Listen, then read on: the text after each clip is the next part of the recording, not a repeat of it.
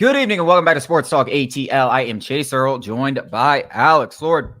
The Atlanta Braves season from hell is officially over as they fall 5-4 to the Padres last night. And I think just this entire game as a whole was a microcosm, a perfect microcosm for this entire season. I mean, you have Max Fried getting batted balls and played to death. I mean, they literally had 5 infield hits and 12 at bats. I don't think I've ever seen that, especially in a playoff game. But this has been a season where we haven't seen things like we've ever seen. This is a season that I have never witnessed. I have never covered. I've been a Braves fan my entire life, nearly 30 years. There is nothing that comes close to this. We kept asking, when can this team catch a damn break? Like, it can't possibly get worse, right? I believe we said that around the All-Star break. I mean, Acuna is dead. Spencer Strider is dead.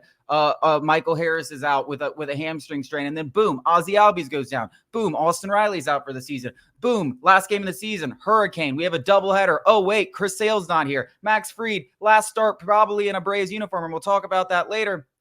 Gets hit with a line drive. He's not feeling right in the last game of the season. Batted balls and played to death. The bad luck. The Braves actually had some good at-bats.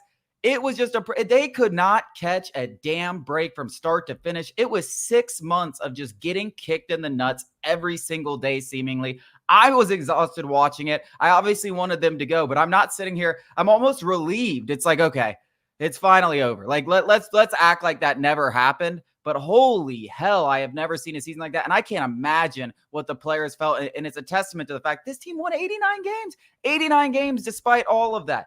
I mean, literally, if you think about it from a WAR perspective, just losing Strider and Acuna, that's 15 wins right there.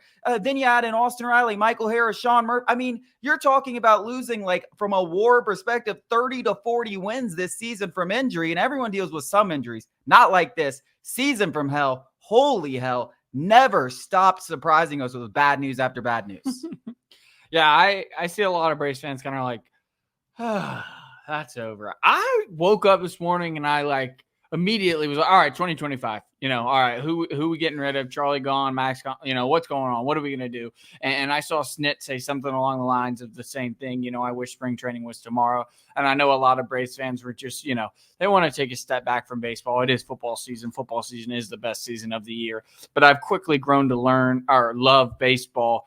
Because, I was always a baseball fan, but I've never watched it at a rate that I have since I started working with you. And there's something comforting knowing even when these scumbags ruin my night 4 nights a week, I love them and I love watching them. And it's, you get they're like a part of your little family every single night. You watch them 6 days a week, sometimes every single night of the week. But yeah, to the actual on-field production. This, I think, was perfect. What we talked about game one, or I talked about, this team, outside of the luck, outside of the injuries, just has not played complimentary baseball the entire year. When one facet of the team fails, or when one facet of the team finally picks it up, it was the bats last night. Starting pitching takes a hit, and some of that wasn't Max Fried's fault. You mentioned the BIP. Excuse me, that was very hard for me. But this was just the name of the game. The bullpen in the 2 games against the Padres, they did their job more than enough. But if you remember, prior to that, they lost us the game against the Mets in the first doubleheader. If it wasn't one thing, whether it's the starting pitching or the relieving or the bats, one facet of this team, hell, Snit sometimes cost the Braves games, and that was fewer and far between than the other 3.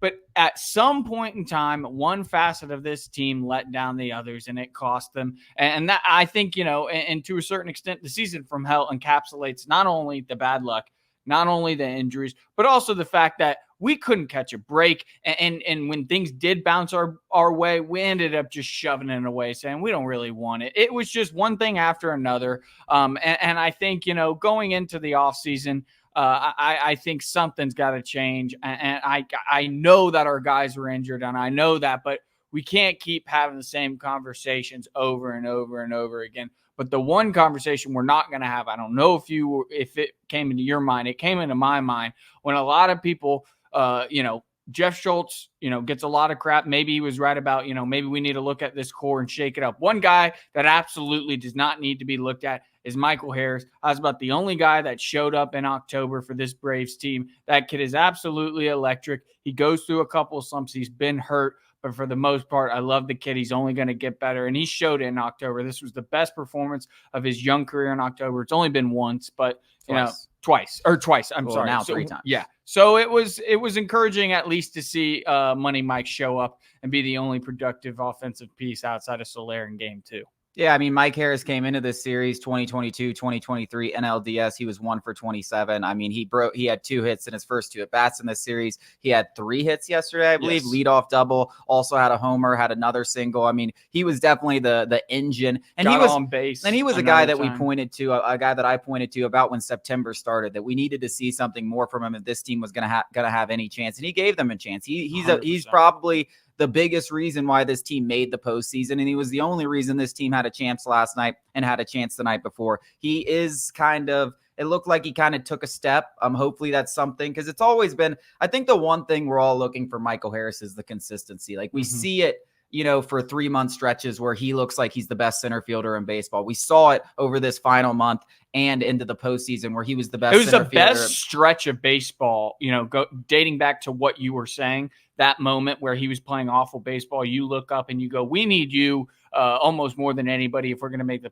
playoffs and have any sort of hope. That was maybe the best stretch of baseball. I obviously don't have the numbers in front of me, but if I had to just take a shot in the dark, that was the best stretch of baseball he's ever had. I mean, it's up there. I mean, the way he ended 2022, he obviously had, or 2023, he obviously had those couple of injuries that kind of made him start slow. And then the last 90 games, he hit like but including the postseason, capping it off with the postseason. Yeah, I mean, listen, him performing in the playoffs obviously was nice to see.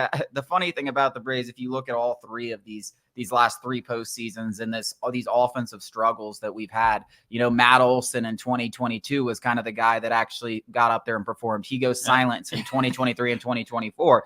Last year it was Austin Riley. He's obviously injured this year. And in 2024, it's Michael Harris. They all just can't seem to come together and have kumbaya. And you need that. Jorge Soler is another guy that had a pretty good couple of games. That's kind of what you've come to expect from him in the postseason. But overall, they just didn't have the horses. I mean, every time the back end of this order came up, I was like, well, this inning's over. And that's all due respect to Gio Urshela. He did some good things for the Atlanta Braves, but that guy can't be starting if you're a playoff team. They got to find out something to do with Orlando Arcia. We can talk about the offseason and kind of the general talking points in this show, but obviously Orlando Arcia, Ramon Laureano, again, did great for the Braves, but that's not exactly the guy you're hoping to have with runners on against the best pitchers in baseball, which is what you see in the postseason. It's not some scrub from some 60-win team that's throwing at 93 down the middle. Unless you're the Braves in game 1 and you're starting J. Smith-Shawver. That's true. Let's get into some Braves offseason topics coming up after the break.